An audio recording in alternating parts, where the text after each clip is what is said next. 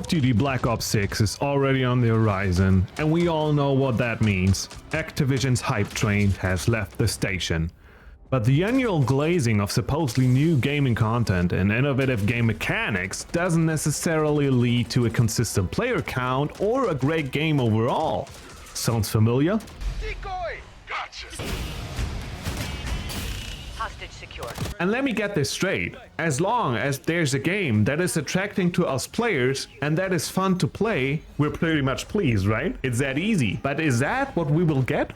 I tell you 3 reasons why you can be hyped and at the same time should be skeptical about Black Ops 6. The fundamental assumption is simplicity and approachability without beating the fun out of a video game. This is a key factor for tightening the skill gap in Black Ops 6 between players of different skill in a lobby. Let's first of all talk about the ups and downs when it comes to Omnimovement, a new and fresh game mechanic which we need. It is on the plus side that we will get something fresh and new, right? Otherwise it will be just copy and paste, and COD is not copy and paste. It will add a more fluid game and also speed into the game, which is more fun overall, I think. This is what a game should be, fun, right? We don't need a mil sim, we want a fun shooter. It also can help unskilled players to get out of sticky situations. Imagine the following. You're standing in the doorway and a player outside is shooting the shit out of you. Instead of turning 180 degrees, start sprinting and get into cover,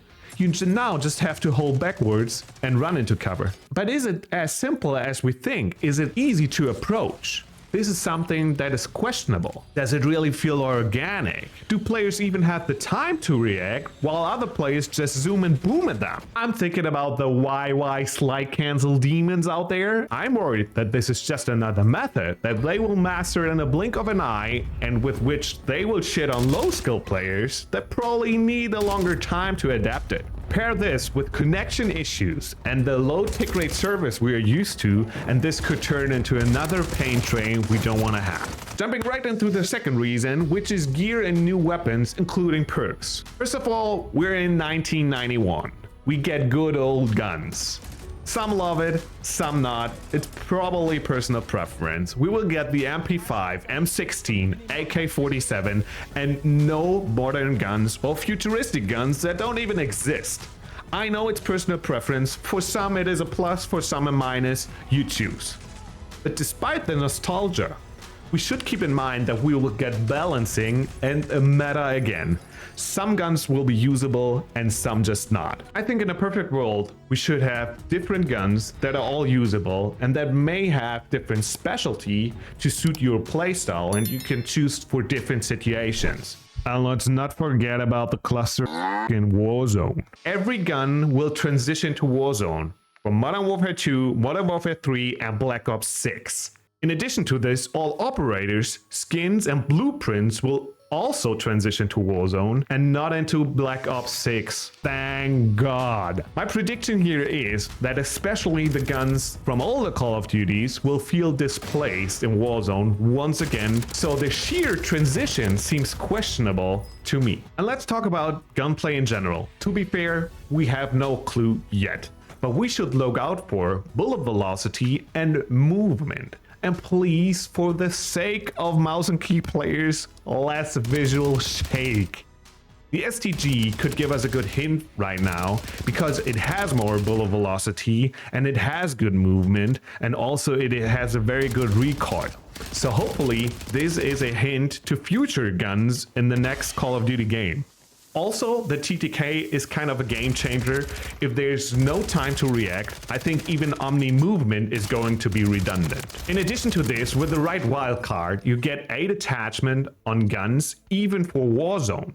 It could add some simplicity and approachability because handling could be more easy with all these attachments. If there's not 1,000 attachments you can choose from. And that brings us to the classic perk system that will make its return with Black Ops 6. You'll get 3 categories and special bonuses if you choose from the same categories. I think it's a plus that we don't get boots and gloves and vests, just plain and simple perks that a lot of Call of Duty players out there are used to.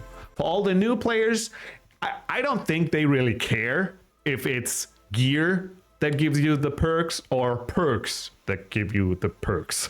So I get it, it could be also a down here, that going back to a well-known system that everybody is familiar with feels like a stale content to any COD veteran here. In terms of looting, it's pretty much confirmed that there are no backpacks in Warzone at all. We go back to the classic inventory system, and this is simplicity that is needed to me. We have no stacking kill streaks, no stacking smokes or lethals, and no never-ending chains of self-revives. It could be problematic for the players that burn through plates pretty quick because you have less plates now again.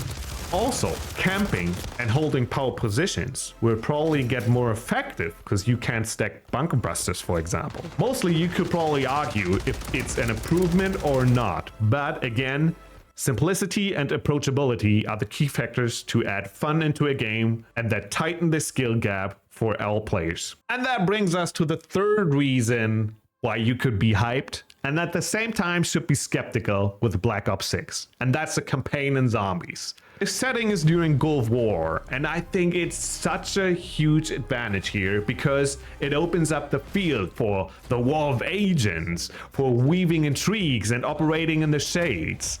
I think we get thrilling missions and plot twists, and if done right, we can very much look forward to an exciting campaign, especially for those who love single players. For some people, this could be on the negatives here because we go back 30 years in time. Oh boy, I'm old. And people love modern settings and guns, and this is just not what you will get. If the campaign in general is not as short and abrupt as Modern Warfare 3 campaign, I predict it won't let us down, so be ready to play it. Jumping into zombies, we'll get round-based zombies, which is a huge plus for any COD veteran, I think, but also there are people out there that love the open world zombies we had in Modern Warfare 3, so it is depending on your perspective.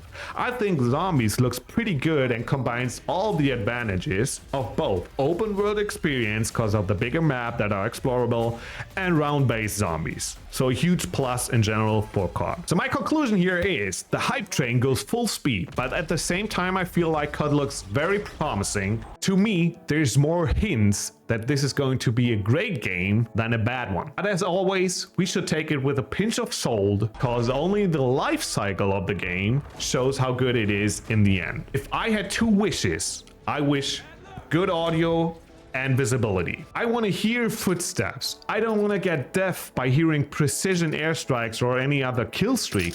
I don't want the annoying announcer in the middle of the match that is screaming in your ears. And I want to see what is in front of me. Please, no foggy maps and poor visibility in gunfights.